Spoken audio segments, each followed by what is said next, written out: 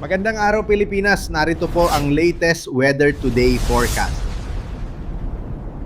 Patuloy po yung pagmamonitor natin sa low pressure area na nasa labas ng Philippine Area of Responsibility. Itong namataan 1,505 kilometers sa silangan po ng Eastern Visayas at base po sa ating latest analysis, mataas na ang tsansa na ito'y maging isang tropical depression or mahinang bagyo sa susunod na 24 oras or possibly po sa araw ng Miyerkules. And within the next 12 to 24 hours din po, ito'y papasok na rin ng ating PAR. So ibig sabihin, shortly after niya pumasok ng ating PAR, maaaring maging bagyo na po ito at tatawagin po natin, kung sakasakaling maging tropical depression, tatawagin natin sa local name na Quiapo o yung magiging pang-11 bagyo na po for 2026 at magiging pang-apat na for the month of July.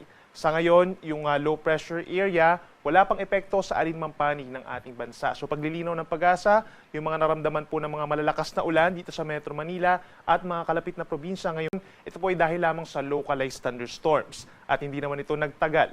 Habang aasahan po natin sa malaking bahagi pa ng Palawan, dito rin po sa may Visayas and Mindanao yung epekto ng southwest monsoon o yung hanging habagat at minsan magdadala po ito ng malalakas na ulan simula ngayong hapon hanggang bukas ng madaling araw. Base po sa latest track or latest analysis po ng pag-asa, inaasahang kikilos nga westward or pakanluran ng bagyo pagpasok niya ng PAR sa kikilos ng paangat bahagya west-northwest moving towards extreme northern Luzon or northern Luzon pagsapit po yan ng Friday or Saturday. So ibig sabihin, posibleng magkaroon ng direktang epekto dito sa malaking bahagi ng northern and even central Luzon given na may kalawakan po ang potensyal na bagyong ito. Ang ating maximum intensity sa ngayon, pagtama niya or paglapit niya dito sa may northern Luzon hanggang tropical storm, so hindi natin nirule out na magtaas po tayo hanggang wind signal number 2. At hindi rin natin nirule out din po na magkakaroon ng pagbugso ng hangin or mga wind signals dito po sa hilagang bahagi po ng Kabikulan, knowing nga na medyo open space po dito sa may area ng Catanduanes and Camarines provinces. Samantala, pagdating naman po sa natitirang bahagi ng ating bansa, simula po Thursday hanggang sa possibly sa weekend, yung ibang mga lugar po na hindi naman po direktang maapektuhan nitong potensyal na bagyo ay magkakaroon pa rin po ng southwest monsoon or hanging habagat at posible yung pinakamalalakas na mga pag-ulan dito sa western section, lalo na sa may parting Mimaropa, Western Visayas, Negros Island Region, Zamboanga Peninsula, Bangsamoro Region hanggang doon sa may Soc-Sargen kung saan nagkaroon nga po ng mga pagbaha at mga pag-apaw ng mga kailugan. So make sure po na mag-antabi tayo sa ating mga updates for possible changes pa dun sa magiging track ng potential na bagyo. Dahil kapag naging bagyo po ito, maglalabas po tayo ng official track, possibly po yan bukas or sa Thursday. Para naman po sa lagay ng yung tinatawag natin na significant rainfall po sa mga susunod na araw, meron tayong mga probinsya po na posibleng magkaroon nga ng significant na ulan. Simula po yan ng hapon at ito yung time kung saan lumalapit itong potential nga po na weather disturbance o yung pre-Quiapo. Asahan po simula bukas or Miyerkules ng hapon hanggang Thursday afternoon, Maguindanao del Norte, Sultan Kudarat, and Sarangani, posibleng magkaroon ng hanggang 100 millimeters of rainfall in a 24-hour period. Sa mas madaling salita, ito yung mga pag-ulan na posibleng mag-cause po ng mga pagbaha sa mga low-lying areas at yung pagguho ng lupa sa mga bulubundukin na lugar. But please take note po na kada local government unit or kada municipality or city po ay iba-iba yung reaction po sa malalakas na ulan. So may mga inuulan na mga lugar na hindi naman po talaga binabaha dahil nasa matataas sila na lugar at merong mga magkaroon lamang ng mga quick thunderstorm, nagkakaroon na ng mga pagbaha. So make sure na coordinated tayo sa ating mga local government units, lalo na yung mga rescuers and responders kung kinakailangan po ng evacuation dito sa mga lugar na nabanggit natin na nagkaroon na rin ng record ng mga pag-ulan dahil po sa habagat na pinalakas ng bagyong Inday. Para naman po sa araw ng Thursday afternoon hanggang sa Friday afternoon, ito yung time kung saan patuloy yung paglapit nitong si bagyong tatawagin nating Quiapo dito sa may northern Luzon at magkakaroon pa rin ng epekto ng habagat dito sa mga lugar na malayo doon sa bagyo. So we're talking of Lanao del Norte, Lanao del Sur, Maguindanao del Norte pa rin, and Sultan Kudarat pa rin. Asahan po yung hanggang 100 millimeters na dami ng ulan. In a 24-hour period, more mga light to moderate with at times, heavy rains po ito. Gayun din ang Negros Occidental, lalo na yung southern portion. Posible mag-cause yung mga pag-ulan dahil po sa habagat ng mga pagbaha pa rin sa mga mabababang lugar, pag-apo pa rin ng mga kailugan at yung pagguho ng lupa sa mga bulubundukin na lugar. Lagi magantabay sa mga possible heavy rainfall warnings. Hindi natin rule out na magtataas tayo ng orange and red rainfall warnings sa mga probinsyang ito. At maging yung mga nearby areas, knowing na magkakaroon tayo ng epekto ng southwest monsoon over Visayas and Mindanao.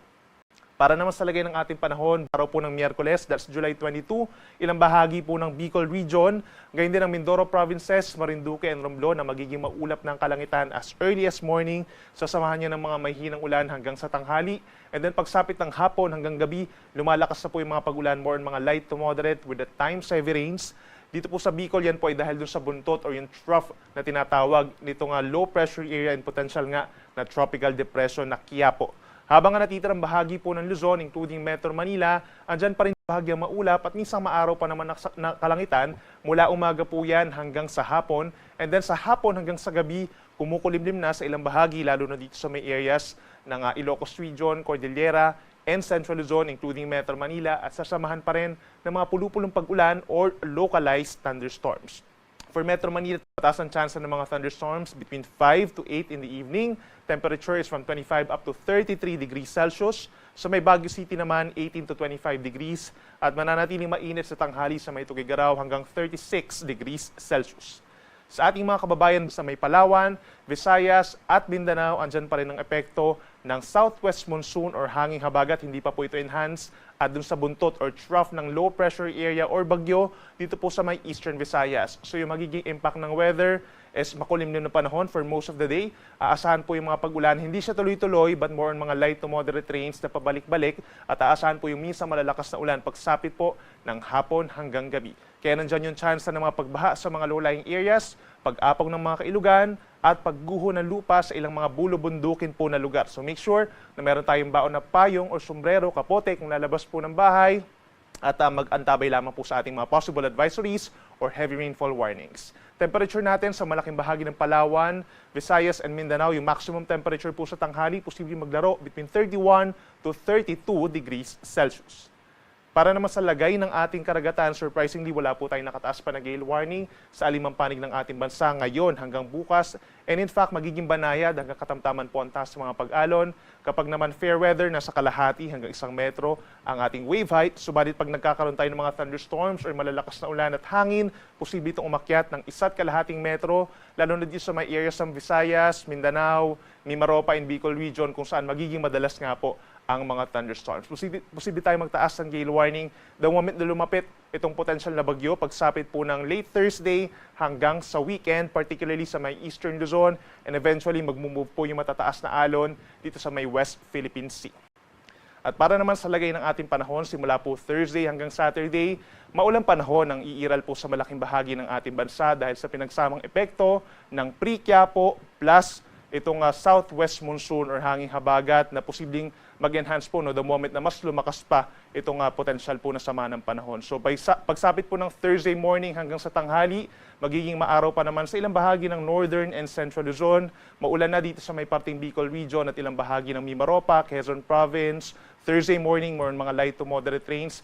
Pero pagsapit po ng Thursday ng gabi, all the way na hanggang sa weekend, malaking bahagi na po ng Luzon, including Metro Manila, ang magkakaroon ng makulimlim na panahon at sasamahan din niya ng mga pag-ulan.